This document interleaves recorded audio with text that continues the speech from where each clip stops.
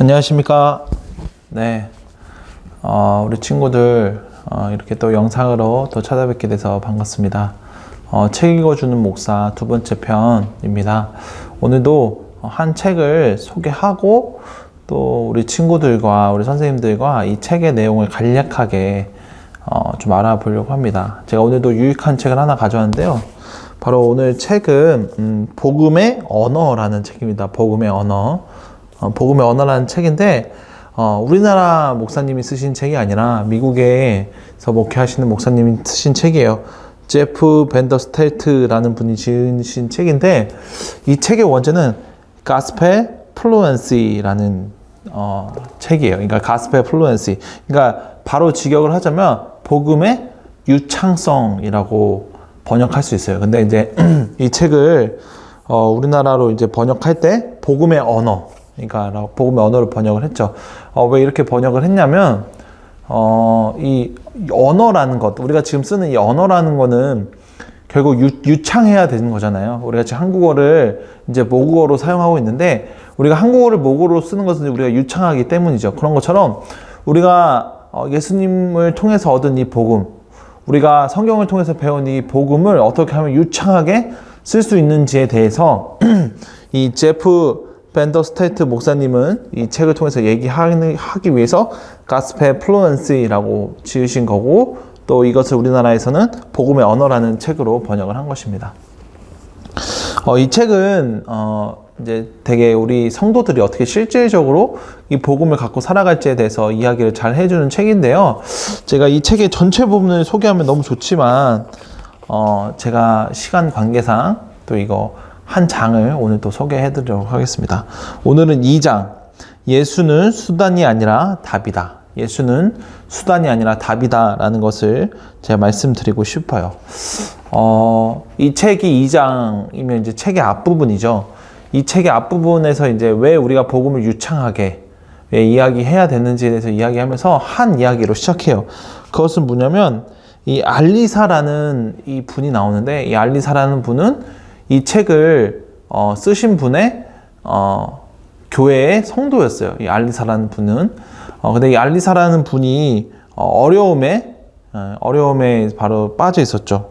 그 어려움이 무엇이었냐면 바로 이 알리사라는 분이 결혼을 했는데, 그 결혼한 이후에 그 가정을 꾸리고 자녀를 낳는데 그 결혼 생활 중에서 그 남편과의 불화가 있었고, 또 그 남편은 외도를 하고 바람을 폈다는 거죠. 그런 상황 속에서 이제 남편과 이혼하게 되고 그 아이를 혼자 양육하는 그 상황 속에서 많은 어려움을 만나요.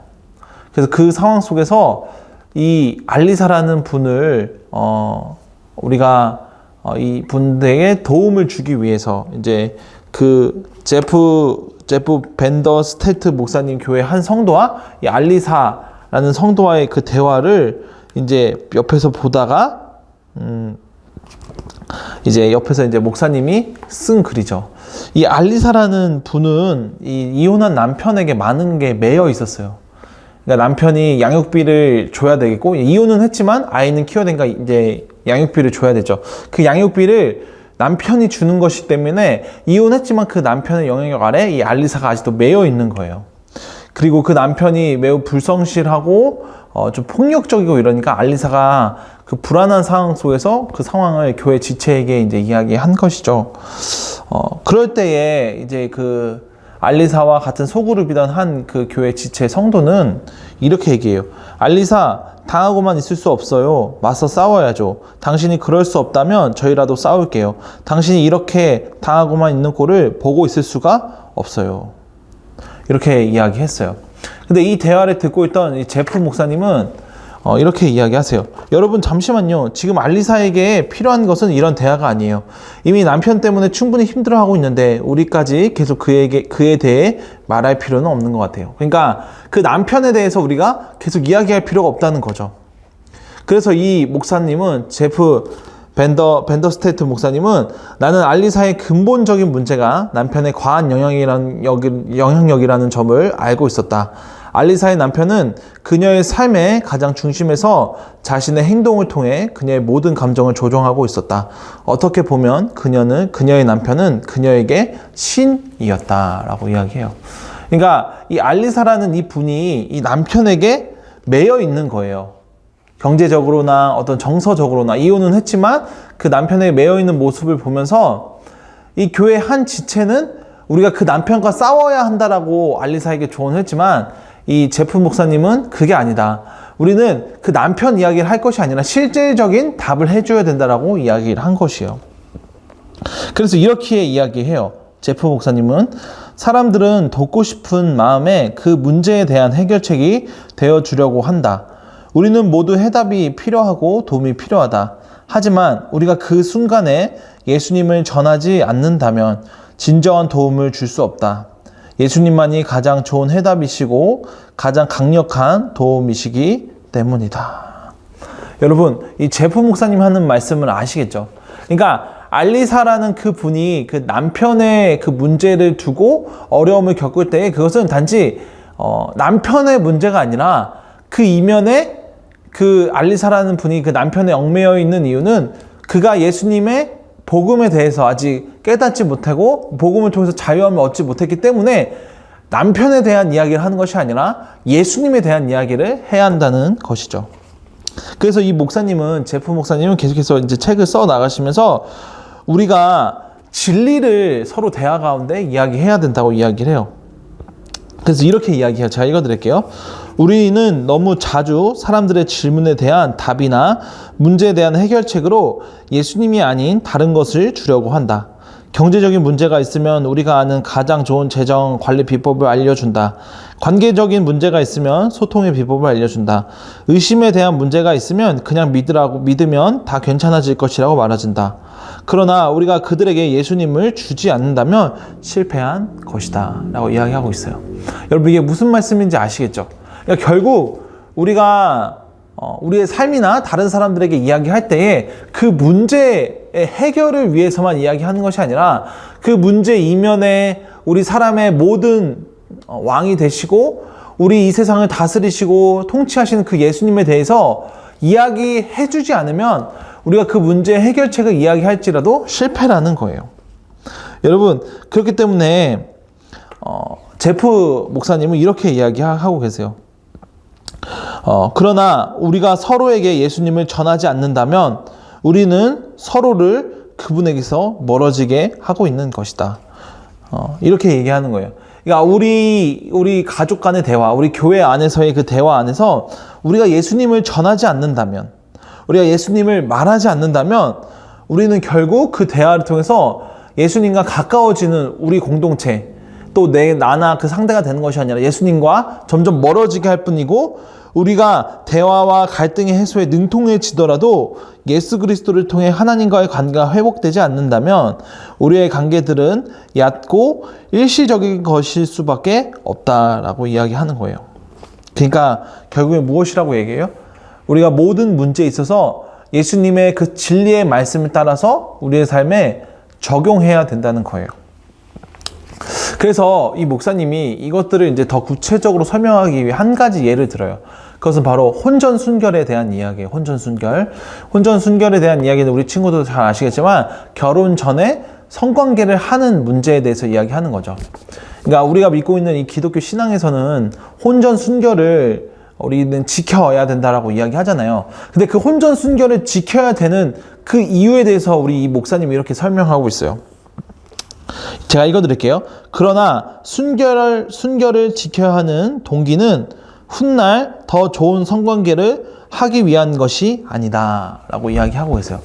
그러니까 우리가 혼전순결이라는 것을 이야기할 때에 우리가 결혼하기 전에 성관계를 갖게 되면 결혼 이후에 그 성관계가 불행해지고 또 그것이 올바르게 사용되지 않을 가능성이 있기 때문에 혼전순결을 해야 된다라고 우리가 그것들을 이야기하고 또 가르침을 받지만, 예수님 믿는 사람은 그런 이유 때문에 혼전순결을 지키는 것이 아니라 바로 예수님 때문에 혼전순결해야 된다고 이야기하고 있어요.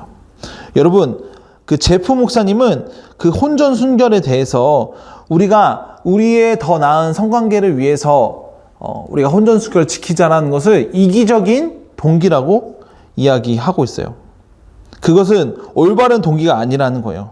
우리가 왜 이 순결을 지켜야 되냐면 바로 예수님이 우리를 위해 십자가에 죽으셨고 우리를 위해 순결한 그 삶을 살아가셨기 때문에 우리도 그 혼전 순결의 그 가치를 지키면서 예수님께 보답하기 위해서 예수님께 그 예수님의 그 순결한 사랑을 받은 자로서 보답하기 위해서 혼전 순결을 지켜야 한다라고 이야기하고 계세요. 여러분, 그렇다면 오늘 저와 우리 친구들, 우리 중등부 선생님들도 우리가 많은 삶의 동기들과 많은 삶의 선택들과 많은 삶의 모습들 가운데서 우리가 무엇을 하고 안 하고의 문제, 무엇을 결정하는 그 문제에 있어서 우리의 동기는 무엇이 되어야 될까요? 우리가 더 나은 삶을 위해서, 더 나은 행복을 위해서 그걸 선택하고 결정하는 것이 아니라 우리 예수님께서 나에게 너무나도 큰 사랑을 베푸셨고 너무나도 큰 은혜를 베푸셨기 때문에 그에 따라서 우리가 그것들을 선택하고 결정할 수 있어야 된다는 거예요. 그렇기 때문에 제프 목사님은 이렇게 얘기하세요. 예수의 진리를 적용하라. 자녀를 양육할 때에도 예수의 진리를 적용하라. 모든 것에 예수의 진리를 적용하라 라고 이야기하고 계세요. 여러분, 그렇기 때문에 이 제프 목사님은 결론적으로 이렇게 이야기하세요. 예수의 진리를 모든 삶에 적용한다는 것은 이런 것이다. 우리의 내세를 위한 수단이 아닌, 그러니까 우리의 지금의 삶을 위한 수단으로서 예수님을 믿는 것이 아니라 우리의 매일의 삶 가운데에 예수님을 알아가는 것이 바로 이러한 것이다. 이것이 바로 복음의 유창한 것이다 라는 거예요. 무슨 말씀하시는지 알겠어요?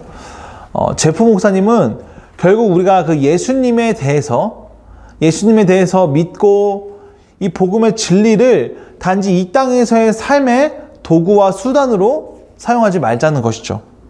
이 장 제목이 이것이죠. 예수는 수단이 아니라 답이다. 많은 그리스도인들이, 그리고 저도, 우리 친구들도, 우리 선생님들도 예수님을 통해서 무슨 문제를 해결하고 어떠한 것을 얻으려고 해요.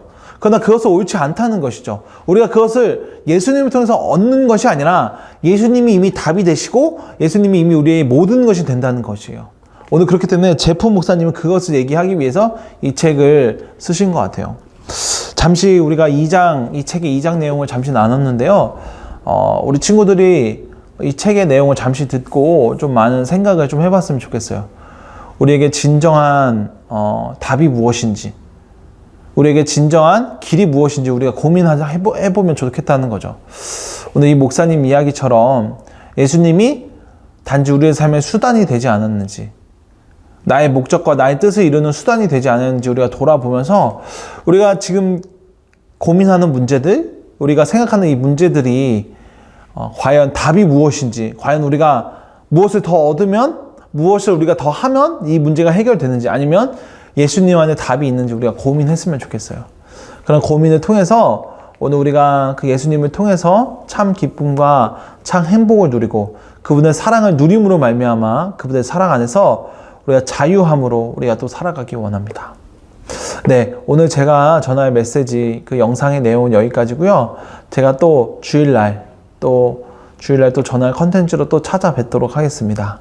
우리 친구들, 날씨가 요즘 많이 바람도 불고 가을 날씨가 됐는데 하나님께서 만드신 이 세상을 잘 누리시고 또 이 날씨 가운데서 일하실 하나님을 또 기뻐하면서 오늘 또 남은 한 주간의 삶을 보내시는 우리 중등부 친구들 되시길 바랍니다. 네, 인사드리겠습니다. 감사합니다.